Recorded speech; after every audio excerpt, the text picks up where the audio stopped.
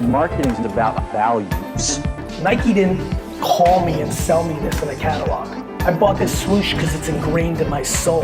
When you have a product that really resonates with customers, the word of mouth grows like wildfire.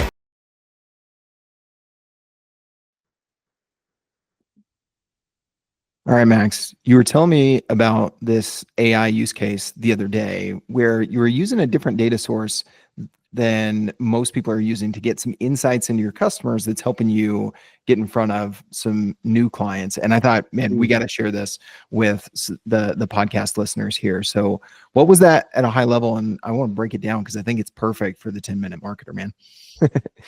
Yeah, I think it could even be like the 3-minute marketer because it's pretty simple. But I think what I'm doing and a lot of other people are doing is they use a tool like Fathom or they use a tool like Fireflies.ai or TLDV to record all of their meetings, send a summary, give you a list of action items from it. But what a lot of people are doing, myself included, is we punch that into ChatGPT or Perplexity or Grok or whatever your AI of choice is, and then come up with content ideas or have that client meeting repurposed into a Twitter thread or a LinkedIn post or a newsletter article that might not necessarily give too much away about who the client is or any, obviously, of their proprietary information. But it's been a great resource. And I was thinking, how else could I gather data from AI? Or let me say it another way. Where feed good data into AI. Exactly. Where else can I gather data to input into AI to get any sort of insights? And I got an email notification from Stripe at like the same time I was also punching my recent client call into ChatGPT. And I was like, wait, what if we could just introduce Stripe data to ChatGPT? And so what I did is I first exported all of my Stripe transactions into a CSV. It's super easy. It takes 2 clicks inside of Stripe.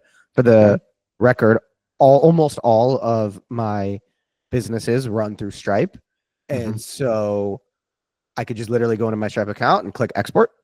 And that's, 7 figures worth of transactions, but more importantly, data right there. I took that data, I uploaded it into this tool called reversecontact.com that basically takes the emails associated with each one of those line item transactions and then adds a ton more data, like their cell phone number, where that person lives, what company they work at, a bajillion different things. So reversecontact.com is the tool I use for that. I then take the reverse contact export and punch that into ChatGPT.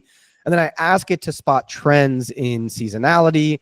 What time of the month are people normally most likely to close their first payment when working with the agency?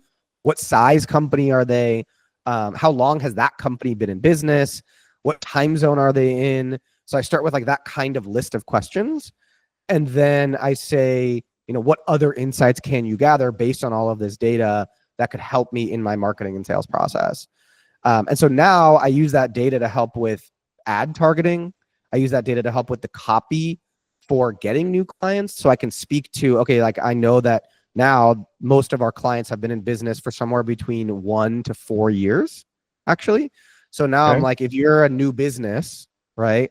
Or most of our clients are doing somewhere between $1 to $5 million in revenue. So I can make my headline. If you're doing more than $1 to $5 million in revenue, of course, I can kind of mentally do that math in my head because we asked that question in the lead form quiz before they can book a call. But literally just like punching that into ChatGPT, it's giving me 100% accurate data, right? So I use this for everything. And I say like, here is the ad I've been running. Also for my newsletter, like I upload like a screenshot of the ad I've been running in my newsletter to promote my agency. And I say, rewrite it based on the insights you gathered from my list. And so sometimes it's not even like I get the insights from ChatGPT and then I rewrite it. Sometimes I'm like, okay, now based on those insights, rewrite this. And it'll come up with sometimes more compelling or more interesting or more clever ways to say and speak to that target audience than I might be in that exact time and that exact mental model. So one quick question. I love this, man. I think the call transcript one, you're right to point out, super useful. I think a lot of our listeners are probably already doing that.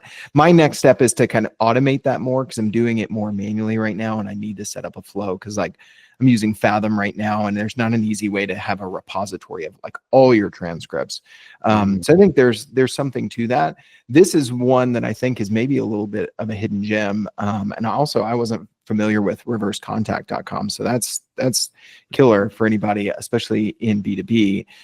When you were prompting ChatGPT, did you ask it for the insights and then prompt it then again to do the rewrite? Like you broke that up into 2 different prompts, right? I that's the way I would do it. And I think you would get better results that way, but I just want to call that out for anybody who wants to, follow these steps here.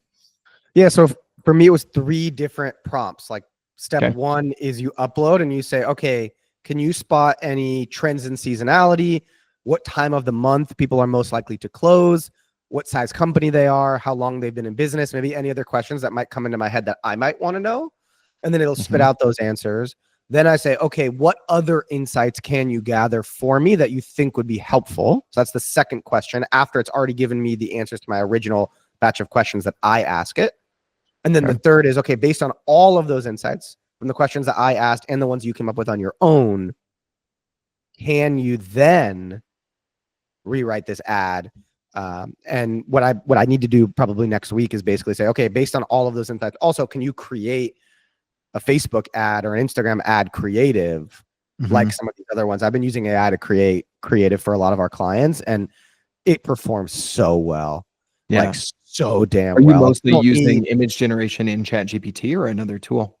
Image generation in ChatGPT. You do not need Icon or any one of those other platforms. You literally just kind of like screenshot a couple ads that you like, that you see natively in your Instagram or Facebook feed, upload that into ChatGPT and say, okay, can you make an ad based on the insights from my Stripe data? Can you make an ad like these using copy from the insights from the Stripe data?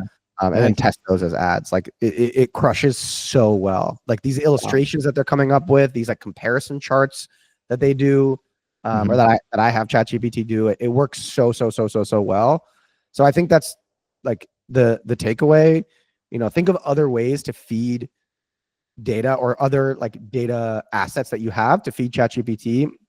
Might not completely change the game, but I personally like these use cases a lot more than automating marketing. Everyone's always about vibe marketing is the new vibe coding, right? Let's automate marketing as much as possible. You don't need a 50-person marketing team.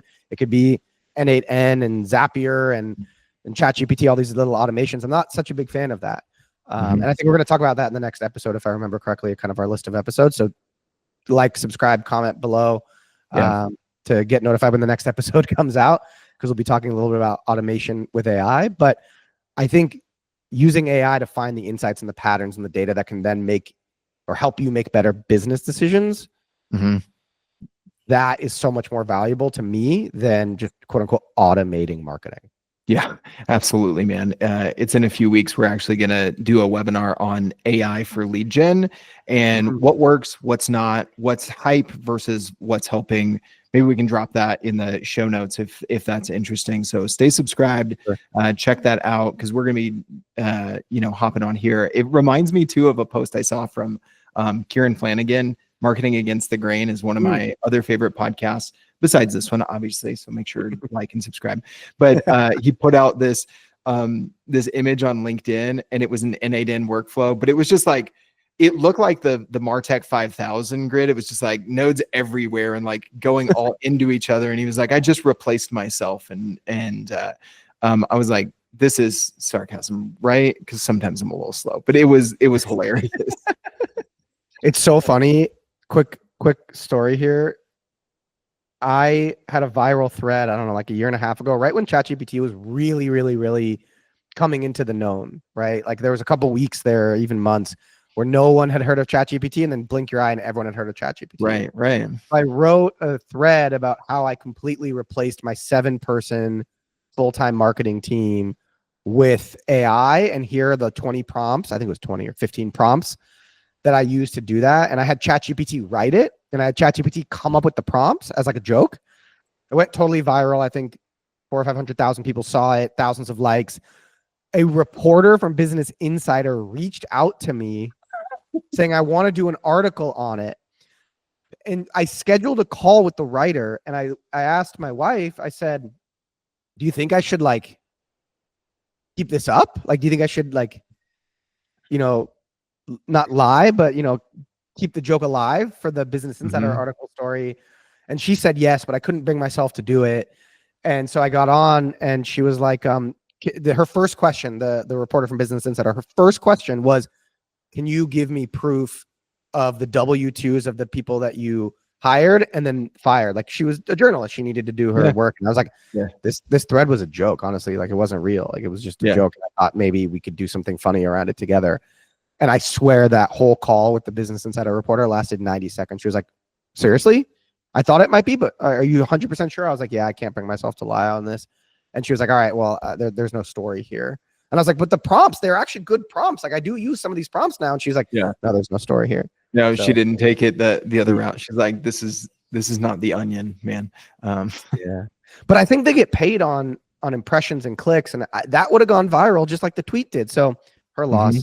Anyways, takeaways, find other sources to upload into ChatGPT to find insights that might help you make better business decisions.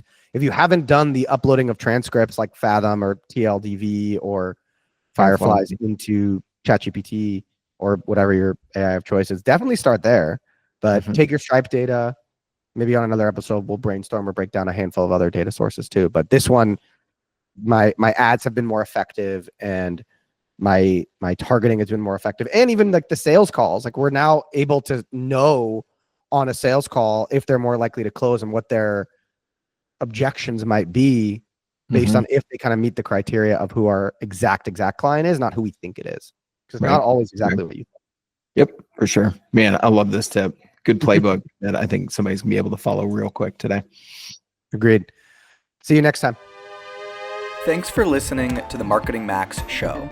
It takes me and my team hours to produce it every single week, but it only takes you 15 seconds to hit that share button and text it to a friend, drop it in a Slack group, or share it on Twitter, Facebook, Instagram, or any of your favorite social platforms. I appreciate you taking the time to check out my content. Have an awesome day.